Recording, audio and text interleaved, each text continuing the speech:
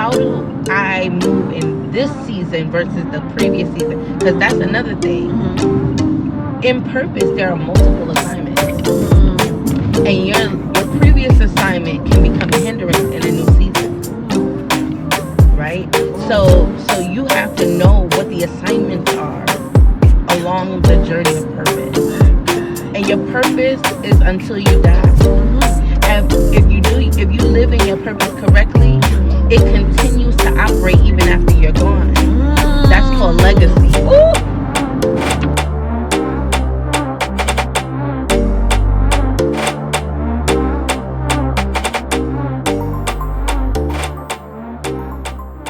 Y'all, it's your little big sis CJ Renee. We're back with another episode. As y'all can see, I have a guest. Y'all. This is singer, songwriter, praise and worship leader, okay, vocal coach, YADP program director, and the best big sister on the green earth. All right, y'all give it up for Latoya Jones Herbert. Yes! Crowd goes wild. All right. Y'all, today we are discussing purpose. And today's episode is titled Purpose, the True North. I've discovered something, sister. People don't really know what purpose really means. I feel like they have misdefined, or is that the right way to say that? Misinterpreted. That's a good one. What purpose is. Okay? We think purpose is what we do. So, I'm a driver, it's my purpose. I'm a mother, it's my purpose. I'm a husband, I'm a wife, it's my purpose. I'm a minister, it's my purpose. But that is not purpose. Purpose is the why you do what you do. For example, I love to drive. I feel like driving is my true calling because when I'm on the road, I keep myself and everyone in the car safe as well as all the drivers around me. I drive for not just myself but for everyone around me.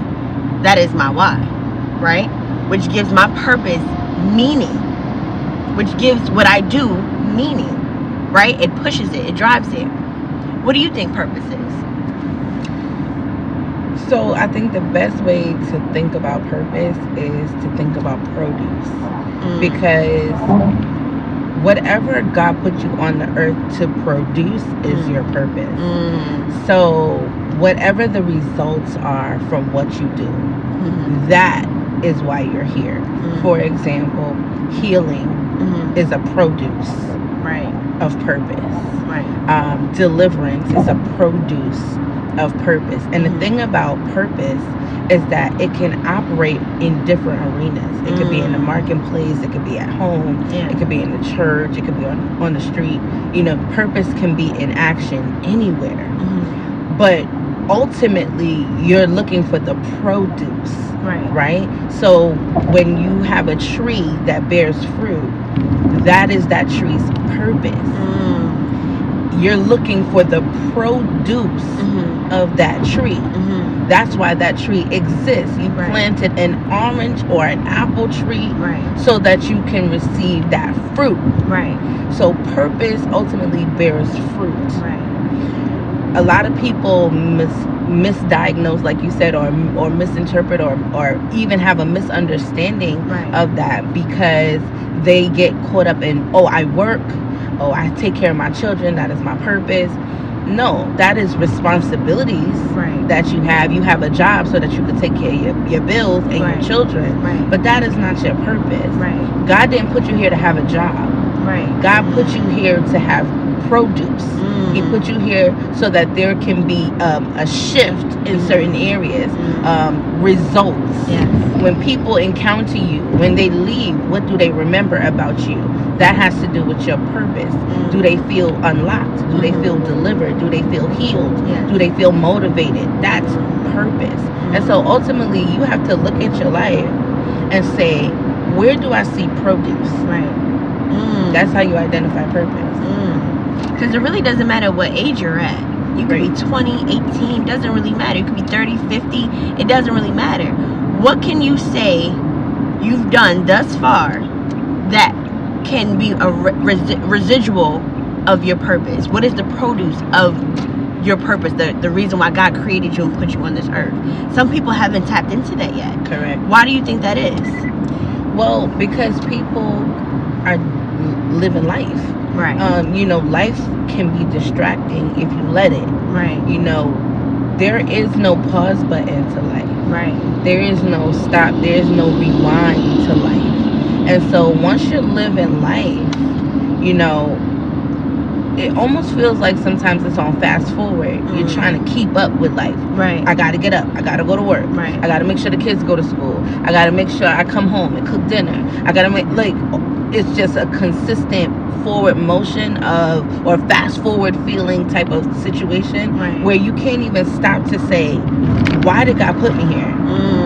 You get caught up in, what do I want to call it? Almost like routine. Right. And routine is good to a point. Right. But sometimes routine can become a rut. And a rut can keep you from purpose. Right? There's no growth if you're stuck in a rut. Yes. So it's necessary for you to constantly be in a state of reevaluation. I do that because I realize that I can easily get stuck. So I have to find my way out by having these moments of reevaluation. Okay, God, what am I supposed to be doing right now? Whose life am I supposed to be affecting right now in a positive way? What does this season of my life look like? And when I ask God those questions, God is faithful to answer. Right? He'll send me an answer. He'll either speak to me, by way of scripture. He'll send someone to me, or he'll put it in my spirit. And so I'm constantly asking him that. How do I move in this season versus the previous season? Because that's another thing. In purpose, there are multiple assignments. And your previous assignment can become a hindrance in a new season. Right? So you have to know what the assignments are along the journey of purpose. My God. And your purpose is until you die. And if you live in your purpose correctly, it continues to operate even after you're gone. That's called legacy. Wait, I have so much to say. That was so good. Okay. So let's start with the fact that you hit something, and I was thinking while you were speaking, and I'm like, that is a perfect way to explain what surviving is versus thriving. Because in one instance, surviving worked for you. It was beneficial for you. Yeah. It served this purpose at once upon a time. Correct. But staying in that makes you stagnant. Correct. Staying in that keeps you from evolving, which would be your next level, to thriving, which would be you tapping into why God created you, what God put you on this earth for, and following in your purpose. My God. And then you talked about legacy. Girl, you moving ahead of me. My God. So let me ask you this. Let me slow it down, because we only got 3 more minutes. All right. Not even. We got 2. So real quick, do you think you have to actually, because you are a minister, you're a pastor, right? Do you think you actually have to be saved in order to ask the why to God? Or can it be like, you saw this video, you happen to come upon it, and you're like, I wonder if I should ask God. Do you think you can ask God without having a relationship with God? So here's what I'm going to say. You can ask God to give you what your purpose is, but here's how it's going to come. Without relationship with God, here's how it comes. It's almost like he gave you a book to read, but you're in the dark. Having a relationship with God is what's going to turn the lights on for you. Yes, I love that. Right? So you can have the book, but you can't read it without the light. He is the light.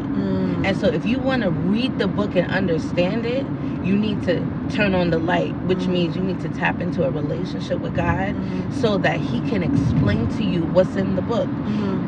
In Bible school, they tell you, look, if you want to understand the book, speak to the author. He's the light and he's the author. I love that. We're going to have to wrap this session up.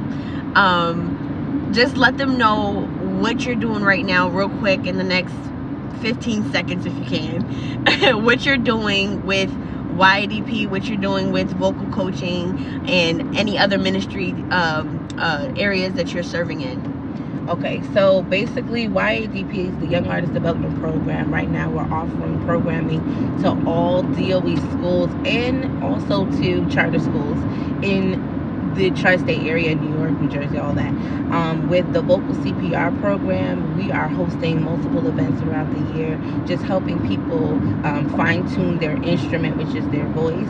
And you can follow me at Toya Jones Herbert on Instagram. You can also follow the Vocal CPR program at Vocal CPR Program. And you can follow the Young Artist Development Program at YAD Program. Follow us, see what we got going on, all right? That is so dope. But wait a minute. Don't you have an event coming up May 17th? I do. The Vocal CPR event. We're having a workshop in Harriman, New York. It's going to be incredible. If you're in the area, you need to register and meet me there, because I'm telling you, you don't want to miss this. It's going to be phenomenal. So I love the fact that you're walking in your purpose. I love the fact that you're your own boss. You've created multiple businesses and they're lucrative, so I hear. Yes. Hey, let me tap into that. You know what I mean? Anyway, y'all, it's your little big sis CJ Renee, and this has been our 18th episode. Y'all stay tuned. We got more going on. Yes, girl. All right, bye. Love y'all.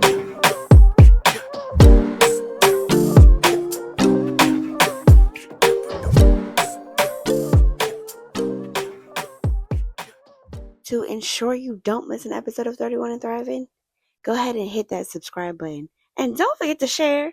It's your little big sis, CJ Renee.